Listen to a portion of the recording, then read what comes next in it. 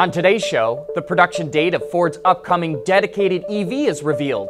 Continental develops technology that allows EVs to charge at any type of station, and Kia teases a good-looking crossover with an ugly-sounding name. All that and more coming right up on Autoline Daily.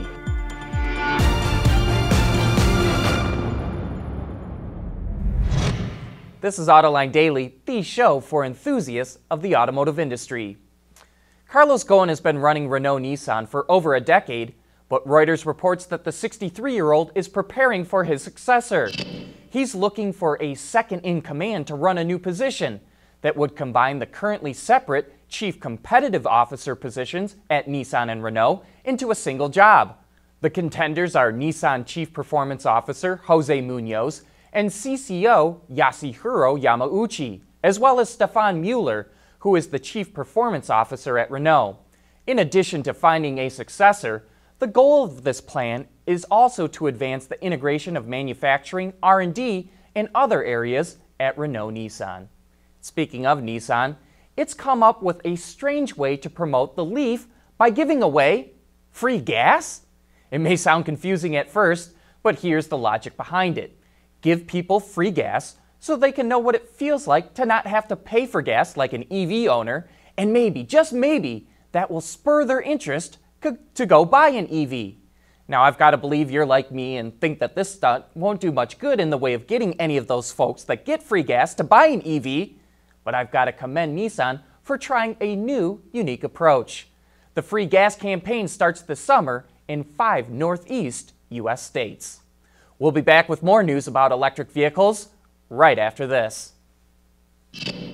Autoline Daily is brought to you by Bridgestone Tires, your journey, our passion. Dow Automotive Systems, advanced materials that deliver better results. And by Lear, a global leader in automotive seating and electrical systems. Electric vehicles make up just a tiny fraction of the overall car market, but thanks to government incentives, the segment saw big growth last year.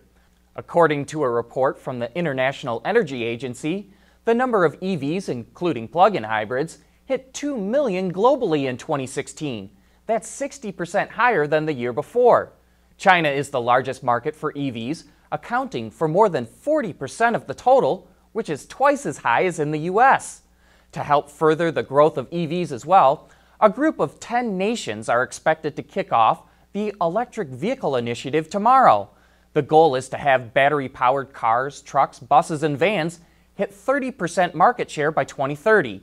Currently, EVs total just 0.2% of the overall market. And one of the reasons electric vehicles don't sell in big numbers is due to the lack of stations to recharge at, and ones that do exist offer varying charging times and are not compatible with all EVs.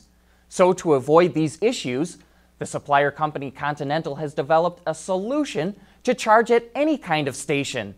Instead of using an adapter, engineers have turned the electric powertrain into a universal charger.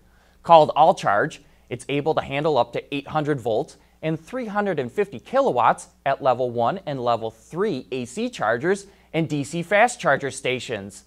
The system consists of an electric motor and inverter, which switch between DC and AC power and that have been modified to handle the additional task of charging.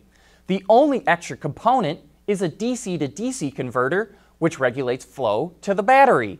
And as a bonus feature, All-Charge allows the battery to be used to power mobile electronic devices like a laptop or drill. Continental will present the system at the Frankfurt Auto Show in September. And in other EV news, Auto Forecast Solutions reports that Ford is delaying the start of production for its upcoming pure electric vehicle. The EV was originally scheduled to begin production in September of 2019 at a new plant in Mexico, but as you may remember, Ford canceled plans to build the San Luis Potosi plant due to pressure from President Trump. So now the EV will be built at Ford's Flat Rock plant in Michigan starting in April of 2020. While it may seem that delaying the EV will put Ford at a disadvantage, as we've said before, it might be wise to wait. Federal tax credits start to run out for a company once they've sold 200,000 plug-in vehicles. And Tesla and GM are creeping up on that number fast. so Ford could have a real price advantage if it waits until credits at Tesla and GM are all dried up. Coming up next, AAA urges car drivers to start using synthetic oil. For the people at Dow, racing is a sport and a science. We enjoy one and learn from the other. But like most competitive people, we like winning at both. This is the human element at work. Dow. Well, here's a big duh. The AAA just released a study that says synthetic oil is better than conventional oil and is urging everyone to make the switch. You know, I think that's a good general rule of thumb, but there's other factors to consider first. And I think the most important question is, how long do you plan on keeping your vehicle? I'm not hard on my vehicles and change my oil about every 5,000 miles, but I use synthetic because I know I'll keep my cars past 200,000 miles.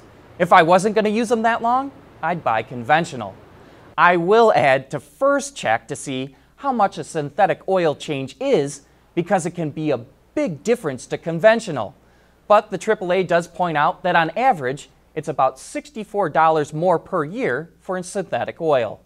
On the other end of the spectrum, if a driver likes to accelerate hard, load a vehicle up with a bunch of stuff, tow a trailer, and/or routinely go past 7,500 miles on oil change intervals, then they should definitely use synthetic.